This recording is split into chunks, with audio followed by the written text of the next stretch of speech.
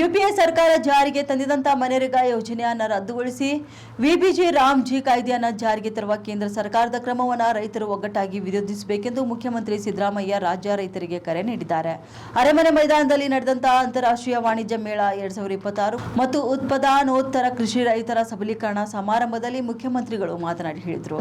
ನಮ್ಮ ಸರ್ಕಾರ ಕೃಷಿ ಕ್ಷೇತ್ರಕ್ಕೆ ಸದಾಕಾಲವೂ ಬೆಂಬಲವಾಗಿ ನಿಂತಿದೆ. ಕೃಷಿ ಲಾಭದಾಯಕವಾಗಿಸಲು ಹಾಗೂ ಕೃಷಿಕರ ಸಬಲೀಕರಣವನ್ನು ಸಾಧಿಸಲು ಸರ್ಕಾರ ಹೆಚ್ಚಿನ ಒತ್ತು ನೀಡುತ್ತಿದೆ. ಇನ್ನು ಕೃಷಿ ಹಾಗೂ ಉತ್ಪಾದನೋತ್ತರ ಚಟುವಟಿಕೆಗಳಲ್ಲಿ ರೈತರು ತೊಡಗಿಕೊಳ್ಳುವ ಮೂಲಕ ಕೃಷಿಯನ್ನು ಲಾಭದಾಯಕಗೊಳಿಸಬಹುದಾಗಿದೆ. ರೈತರು ಉದ್ಯಮಿಗಳಾಗಬೇಕು. ಉತ್ಪನ್ನಗಳನ್ನು ಬೆಳೆಯುವ ಜೊತೆಗೆ ಸಂಗ್ರಹಣೆ, ಸಂಸ್ಕರಣೆ, ಪ್ಯಾಕೇಜಿಂಗ್, ಮಾರುಕಟ್ಟೆ, ಉಪ ಉತ್ಪನ್ನಗಳ ಅಭಿವೃದ್ಧಿಯಲ್ಲಿ ರೈತರು ನಿರತರಾಗಬೇಕಾಗಿದೆ. ಹೀಗಾಗಿ ಕೃಷಿ ಕ್ಷೇತ್ರದಲ್ಲಿ ಹೆಚ್ಚಿನ ಸಂಖ್ಯೆಯಲ್ಲಿ ಮಹಿಳೆಯರು ತೊಡಗಿಕೊಳ್ಳುವುದು ಕೂಡ ಅಗತ್ಯವಾಗಿದೆ. ಇಂದಿನ ಪ್ರಶಸ್ತಿಗೆ ಭಾಜನರಾದಂತಹ ಮಹಿಳಾ ಕೃಷಿಕರ ಸಾಧನೆ ಸ್ಫೂರ್ತಿದಾಯಕವಾಗಿದೆ ಎಂದು ಹೇಳಿದರು. ಇನ್ನು ರೈತರಿಗೆ ಉತ್ತಮವಾದಂತಹ ಬಿತ್ತನೆ ಬೀಜ, ಗೊಬ್ಬರ, ಔಷಧಿಯನ್ನ ಸರ್ಕಾರ ಒದಗಿಸುತ್ತಿದ್ದು, ಯಂತ್ರೋಪಕರಣಗಳ ಖರೀದಿಗೆ ರೂಪಾಯಿ 1,500 ಕೋಟಿ ಸಹಾಯಧನವನ್ನು ನೀಡಲಾಗುತ್ತಿದೆ. ಇನ್ನು ಬೆಳೆ ವಿಮೆ ಯೋಜನೆ ಜಾರಿಯಲ್ಲಿ ಕರ್ನಾಟಕವು ದೇಶದಲ್ಲಿ ನಂಬರ್ 1 ರಾಜ್ಯವಾಗಿದ್ದು, ಈವರೆಗೆ 6,000 ಕೋಟಿ ರೂಪಾಯಿಗಳ ವಿಮೆ ಪರಿಹಾರವನ್ನು ರೈತರಿಗೆ ವಿತರಿಸಲಾಗಿದೆ ಎಂದು ತಿಳಿಸಿದ್ದಾರೆ.